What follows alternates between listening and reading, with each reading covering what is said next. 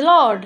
ఈరోజు యేసుక్రీస్తు అన్నా, యేసుక్రీస్తు పేరు అన్నా, యేసుక్రీస్తు చెప్పిన మాటలన్నా అనేకులకు ఎందుకు తెలుసా కడుపు మంట?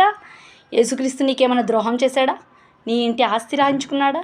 నీ మీదకు వచ్చాడా? నిన్ను కొట్టాడా? మరి ఎందుకు అంత ద్వేషము? ఆయన మాటలన్నా కూడా అనేకులకు ఎందుకు అంత ఉద్రేకము, అంత ఉద్రోహం? యేసుక్రీస్తు మాటలన్నా అనేకులు ఎందుకు మండిపోతూ ఉంటారు? యేసుక్రీస్తు అంటే, ఆయన మాటలంటే అనేకులు ఎందుకు క్రోధులైపోతూ ఉంటారు చెప్పమంటారా?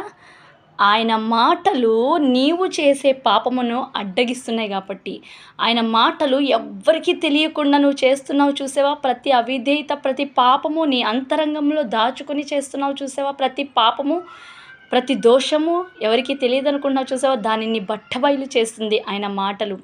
యేసుక్రీస్తు మాటలు నీ లోపల ఉన్న దోషాలను నీ కళ్ళ ముందు పెడుతుంది కాబట్టి, జీర్ణించుకోలేక, సత్యమునకు విధేయులు కాలేక, అవిధేయతలను ఒప్పుకునే ధైర్యం లేక, ఆయన మాటలు, దేవుని మాటలు, సజీవుడైన యేసుక్రీస్తు మాటలు, సత్యమైన మాటలను ఎదిరించే ధైర్యము లేక లోపల ఉద్రేకులవుతూ ఉంటారు.